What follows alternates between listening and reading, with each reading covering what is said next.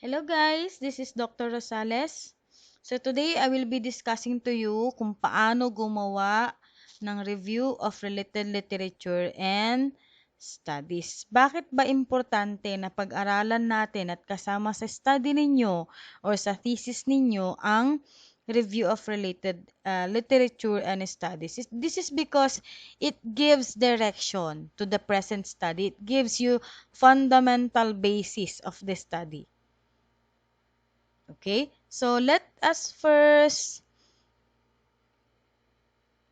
um, know kung bakit kailangan natin pag-aralan ang review of related literature.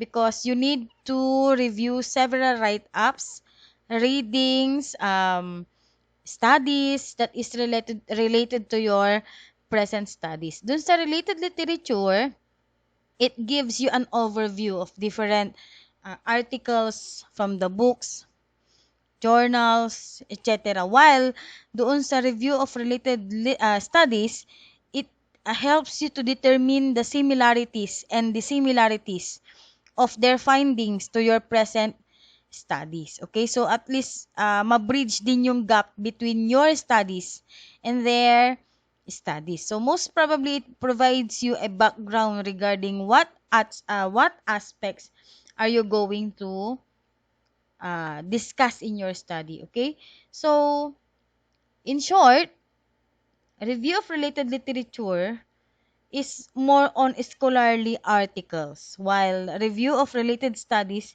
is more on scholarly studies. Okay? So, magkaiba yung atake ng dalawa. But, at the end, the purpose of your review of related literature and studies is to let your readers understand more about your study. Kung paano mo ini-investigate yung study na yan. Ano yung purpose mo for investigating that. And give your reader a wide knowledge or information na itong study mo na ginagawa mo, binibigyan mo sila ng malawak na idea about your studies na hindi lang siya sa Pilipinas nangyayari, pwedeng hindi lang siya sa Pilipinas nagkakaroon ng impact. As a matter of fact, sa ibang bansa meron din, hindi lang dito sa Pilipinas nagkakandak ng ganitong study. So, binibigyan mo sila ng mas malawak na impormasyon concerning your studies. Okay? So, your related literature and studies, actually, pag mas matataas na level of study na ang gagawin mo, it includes 3 parts. The legal basis, the related literature, and related studies. Sa ibang study, guys, itong related legal basis na to, nilalagay nila yan sa conceptual framework. Okay? Pero minsan din, nilalagay nila yan sa taas pa lang, unang-unang part ng review of related literature nyo. Siya yung nasa unang-unang part bago kayo mag-proceed doon sa mga ibang parts of your review of related literature. Okay?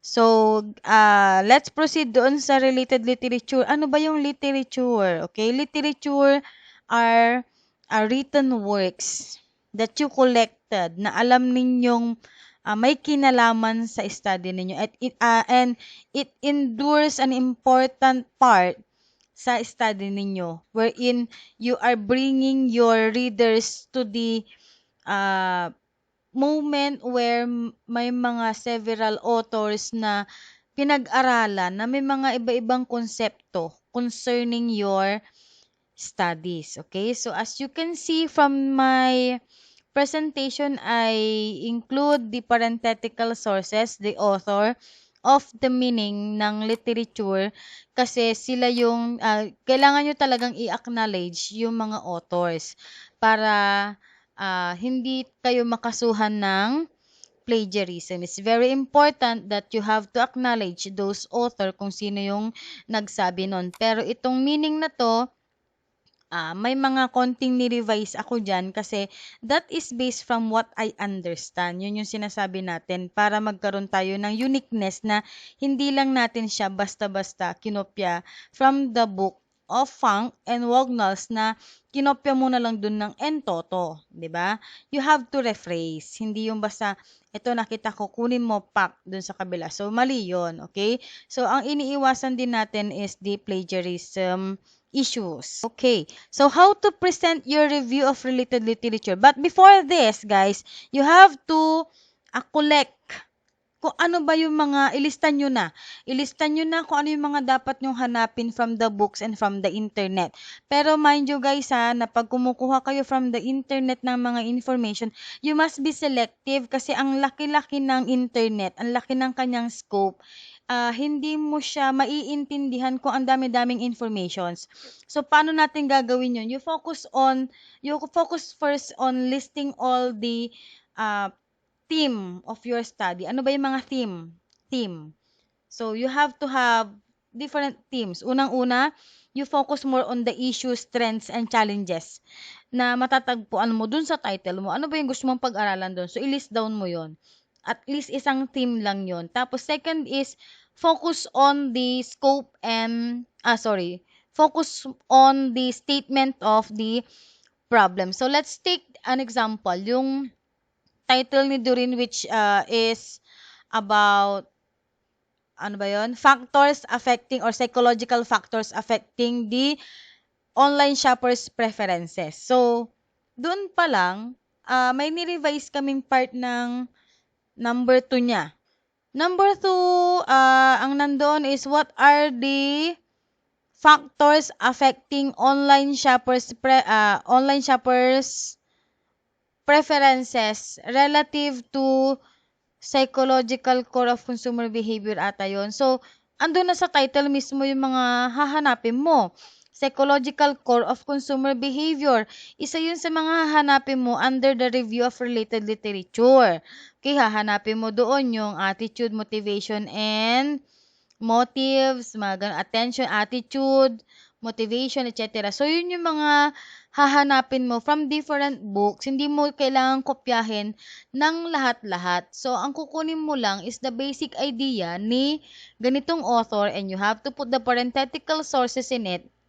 Isang paragraph lang, tas maghanap din kayo ulit ng iba pang libro na nagsasabi ng the same, pareho sila. And how to present your review of related literature.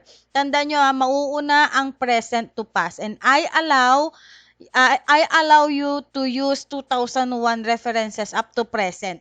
Books and articles, journals, magazine, wag blog. Hindi pwede ang blogs. Okay? Why? Kasi hindi sila good sources of information kasi that is just an opinionated articles na makukuha sa internet. Plus, wag din kayong kukuha from the Wikipedia. Why? Kasi ang mga information coming from the Wikipedia is pwedeng ma-edit. Anytime pwede nyo i-edit kasi like citation needed, etc. Hindi sila pwede maging sources. It's because hindi natin alam kung totoo o hindi. Not unless those informations are yung mga sinauna noon. Pero yun ang naging weakness ng Wikipedia is na pwede makapag-edit ng information doon. Na pwede nyong baguhin kung sinong pumatay kay Lapu-Lapu and Magellan. Kasi pwede nyo siyang i-manipulate. So that's why we discourage you to use Wikipedia as your sources. Punta kayo sa Google Scholar. Marami doong mga references. Pwede rin kayong pumunta sa pfdrive.com. Pwede kayong makapag-download ng mga libro. Yung mga libro naman sa pfdrive.com, pwede nyong gamitin yon para sa review of related literature. But don't forget to put the parenthetical sources kung sino yung author ng specific information na yun na nilagay mo. Okay? Doon naman sa Google Scholar, ang nandoon are the different related studies. May mga maraming studies doon. Basahin nyo yung abstract, you summarize the abstract, you put the parenthetical sources, and that's it. Hindi siya plagiarize. Okay? So, bago tayo pumunta sa review of related studies, let's proceed muna dito sa review of related literature. Sa ibang universities or sa ibang school, they allow by topic or others allow by Alphabetical order. Sa atin, by topic. Pag sinabi natin by topic, yun yung sinasabi kong theme. So, before kayo gumawa ng review of related literature and studies nyo, mayroon kayong theme. Anong unang theme ninyo? Manggagaling sa title. Pag sinabing theme, yun yung focus nyo doon sa usaping yun. For example, doon sa factors affecting. So, factors affecting, pwedeng ang first theme mo is about online shopping preferences. So, o kaya online shopping issues, trends, and challenges. Para andun na siya lahat. So, at least 2 to 3 paragraph, okay na. Kasi college thesis lang naman. Okay, so, pangalawa is the statement of the problem. Yun yung pangalawang theme ninyo. Okay, dun sa scope of the studies, pwedeng kunin mo yung second or fourth statement of the problem ninyo as your second theme. Ang pangatlong theme ninyo or tema, yun, di ba? Parang sa birthday, di ba?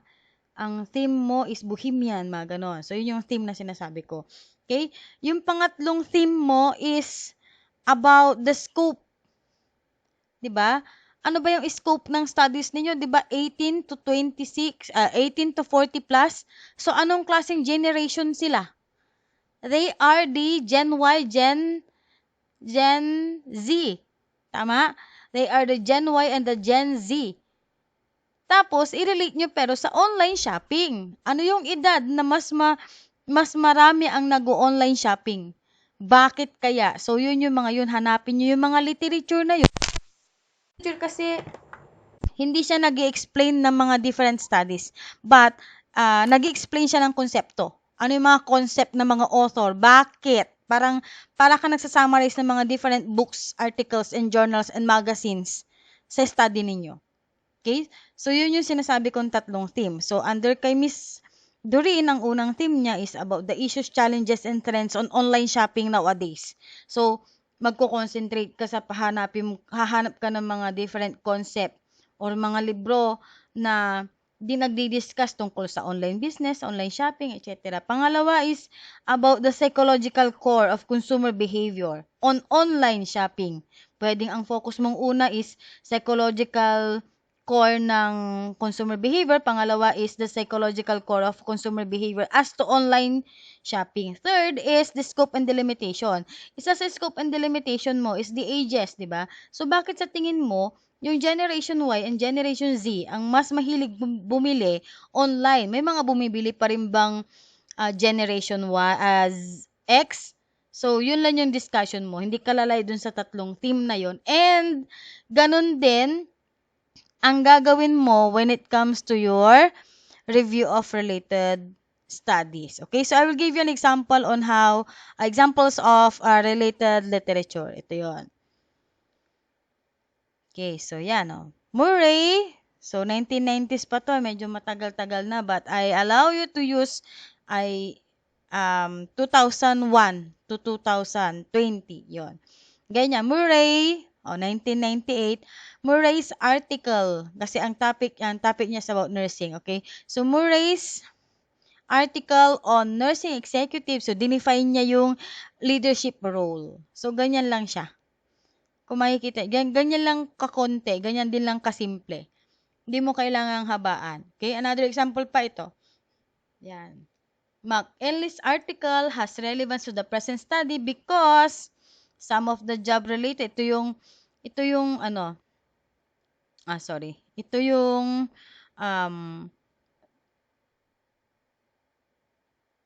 summary nung sinasabi. Kumbaga, i-relate nyo lang ng konti. Parang ganun sa ginawa nyo sa theoretical and conceptual. Ganun din dito. Okay? So, 5 lang yan ha. Hindi nyo kailangang habaan. 5 foreign, 5 local. Kung walang local, lahat foreign, okay lang. Okay? So, let's proceed naman sa related studies. Kung yung kanina, kung mapapansin nyo dun sa example natin, ito, article lang siya, di ba? Wala siyang mga computations, di ba? Dinefine niya lang ang job-related problem. Dinefine lang niya yung intrinsic and extrinsic factors, di ba? Hindi siya naglagay ng study na ganito, ganyan. So, parang galing lang siya talaga sa libro. Sinamarize lang. So, kung dun sa psychological core, 'di ba, attitude, motivation, etc. Kuha lang kayo coming from the book, pero rephrase it. Okay? Tapos, yan, explain nyo lang yung chronological, ano niya, ganyan lang siya, simple. Okay, next natin is the related studies. Bakit kailangan mong gamitin or maglagay din ng related studies? Kasi ang mga related studies are sources of materials na nagko-compare ng mga studies nila sa present studies mo. So, sabi nga natin kanina, we defined kanina that related studies is finding the similarities. The similarities and differences between the past and your present study, which is ginagamit yan under related studies. And we have two section, which is the foreign and local. Okay? So, dito na part, maghahanap kayo ng mga studies from the Google Scholar. Review of related literature, pwede kayong kumuha ng mga libro from the PDF drives na makukuha nyo from the internet. And, kasi hindi kayo makapunta ngayon sa library last mga previous years, I allow my student to go to the library and summarize and get some theme. Lagi yan. Kung mapapansin nyo sila sa kanilang mga My Day and Post, nasa library sila. And that is the first time that they use their library card. Okay? So, doon na part, hindi naman kayo allowed pumunta sa library, so you can download some books from the internet na alam nyong relevant sa study nyo at basahin nyo doon yung part na yun. Kunin nyo lang yung thought and that's it. And that will be your activity for week 7 din. Okay?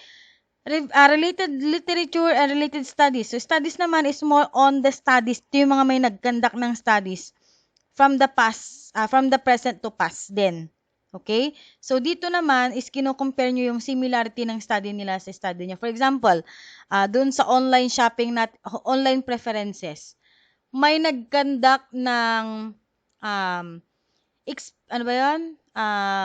Experiences of online shoppers worldwide. So, related siya kasi online shopping pa rin. So, kunin nyo yung abstract, kunin nyo yung author, i-compare ninyo sa study ninyo, ano yung pareho nyo, ano yung pagkakaiba nyo, yun lang. So, 2 paragraph lang yan sa isang study. Yung unang paragraph is about the author, kung ano yung study niya, ano yung pinag-aralan niya.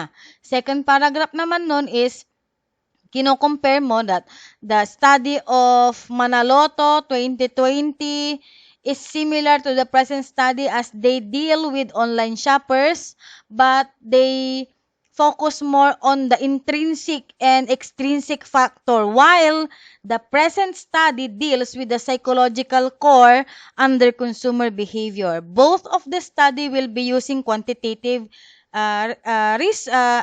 quantitative tools. Ganun lang siya. Ganun lang kasimple. Hindi masyadong mahirap. Ang tingin ng iba mahirap yan, pero if you practice reading and understanding what you read, hindi kayo mawawala dyan. And maganda magsulat when it comes to that. Kasi kino-compare mo yung studies nila tsaka sa studies ninyo. Okay? So, example of related studies. Tignan mo. In 1999, so ito yung study ni Sultan, okay? Diba? Ito yung title niya, andyan yung problems niya, andyan yung respondents niya, andyan yung result niya. Ito naman yung sinasabi ko sa inyong pangalawang explanation. Sultan's study has bearing to the present study. Ibig sabihin ng bearing may pagkakapareho because lack of administrative support, pareho kayo. Pareho kayo ng pinag-aaralan. Okay? So, sa atin naman, all I need to know from you, dito, ganyan lang kaliit na paragraph ang kailangan nyong gawin. For example, study ni ganito. Ano yung study niya? 'Di ba? Ang study niya ay nakafocus sa psychological core din, halimbawang ganon. Pero may pagkakaiba kami pagdating sa ganito. So, yun lang explanation niya. Okay? So, hindi ganong kahirap. Hindi ganun ka-complicated. Hindi yung basta copy-paste na lang kayo ng copy-paste from the internet. Okay? You must be selective. You have to read. You have to summarize in order for you to avoid plagiarism. So, these are the examples of related literature, related studies, the way they present it. Unang paragraph is about the author and its work and his work. Pangalawa is your explanation of the related study to the present study. Pag sinabing present study, yun yung study nyo. Okay? Pagdating sa research, pag sinabing previous study, yun yung mga study nila. Pag sinabi nyong present study, yun yung study ninyo. So, more or less, at least one or two paragraph explains the related study, which is related to your present study. Okay? So, ganun lang siya kadali, guys. And I hope na may natutunan kayo dito. Anyway, we will be having, guys, an activity how to relate and how to search a related literature from books published from the internet and uh, related studies. Okay, that will be your activity 7. Okay, so thank you for listening, guys. Whatever questions that may arise, you may raise all those questions sa GC natin. Okay, good day.